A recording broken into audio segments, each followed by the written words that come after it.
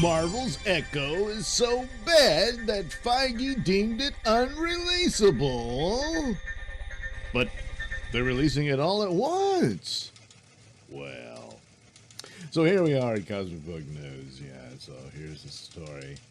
Yeah, Echo so bad deemed unreleasable by Kevin Feige. Who didn't see this coming? Yeah. So I thought I'd take a look at this because I've been doing this series on my podcast, the Mr Nailsin Show, with my imaginary co-host, Lefty Turtington, where there was a bunch of rumored plot details from a lot of Marvel, Phase 5 stuff. And since I have now seen both Ant-Man, Quantumania, and Guardians of the Galaxy, I have to conclude that a good bit of it is true as far as the plots go. But as all the troubles have been happening with Marvel, I began to suspect that some of these films and shows will never see the light of day, and I began to think maybe this would be one that they could scrap and jump right into Daredevil. I hadn't heard much else about it, didn't realize, oh no, they'd already shot it. Twice. So I've been making clip videos off of the audio podcast and putting them on here, and decided, well, since that prediction is not coming true, might as well not bother. So instead, we'll look at what happened here. So yeah, there's been an announcement. They're going to put all of Marvel's Echo at the same time on D+, sometime in, I guess, November or something like that. And so McCloy chimes in and says, hey, they're kind of copying the game plan of the more successful Netflix. Maybe that's what they're doing. Well, no, I don't think so, because I think even Netflix is backing away at that. Look, Netflix has had a lot of trouble themselves, but they've always been king of the streaming. But streaming itself is in a bit of a transition. I'm thinking they're going to have to go more towards the Peacock plan, where there's free stuff, but with ads, there's different tiers, and there's premium stuff, and that sort of thing. Basically goes back to being like television with commercials, and then cable, where you had to pay for movies and stuff. And that's where they're going to go, because they're not making any money. And certainly not off on this exclusivity. So Netflix could still land after all of this as being one of the go-to services. But companies like Disney might really want to seriously consider just licensing their stuff out.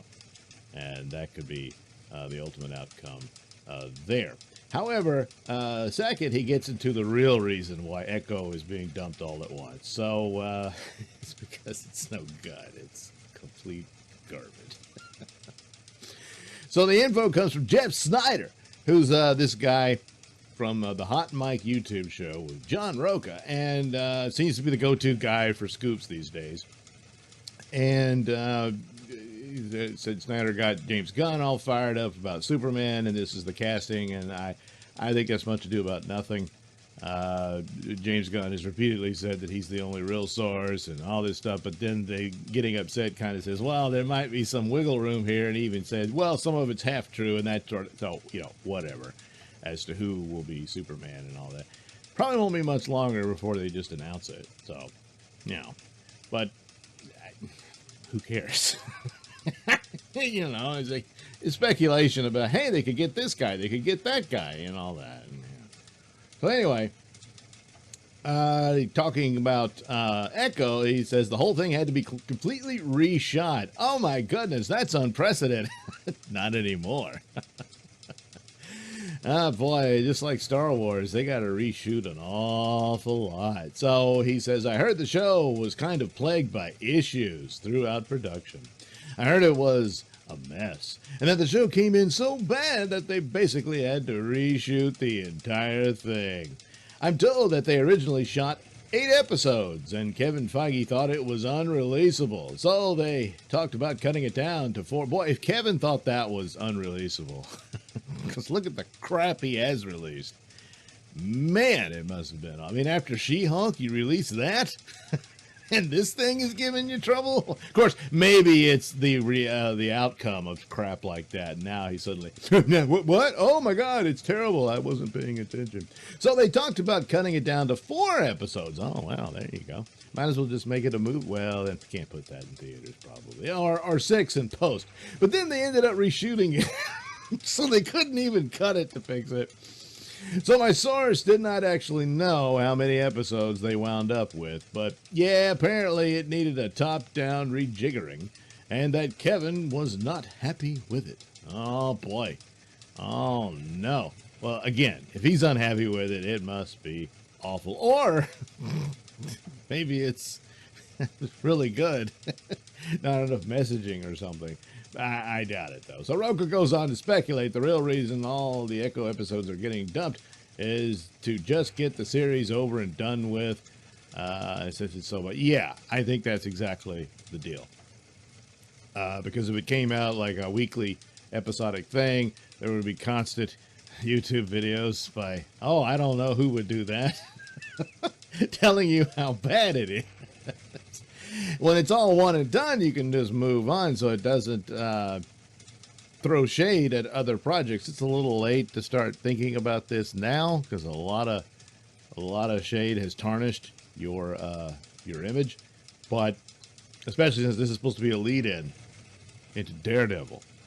Well, now the plot points that the Reddit rumors had were pretty basic, but it did have things that you could make a compelling story out of, but in the hands of the MCU as it is today, I don't think so. So anyway, Kevin Feige using characters no one asked for, that's also true. That's a big Mount Everest hill you got to climb for a character no one knows. You know? It's not all that popular in the comic book, so it's like, what are you doing? Well, it's, representation is she's a deaf character and that sort of thing. Although it's like, that's the thing about, Daredevil's blind, so we'll have a deaf character in the series too. Yeah, but Daredevil has superpowers. He literally has sonar. So in a lot of ways, he sees better than people with sight. So not quite your average blind guy.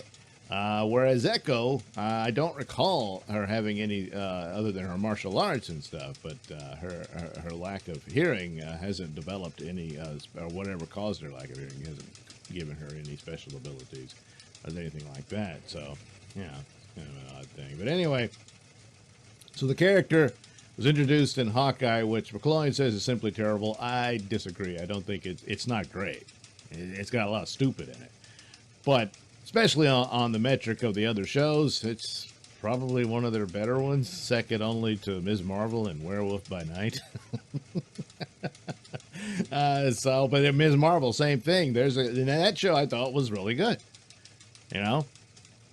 but no one cares about it. No one knew the character, and no one had any interest. No one saw it, so you still had the same problem. And then on top of all that, you didn't do a good job with it, apparently.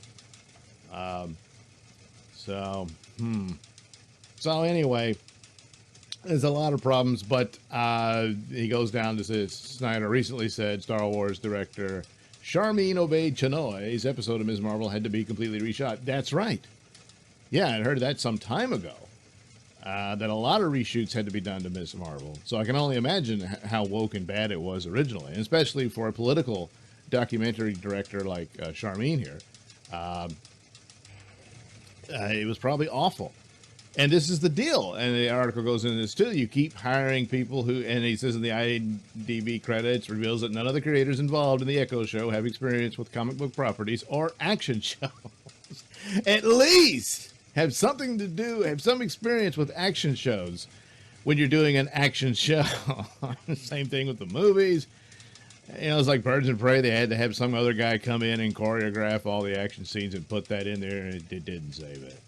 It's just, the representation hires to put in there who have no experience in these types of movies.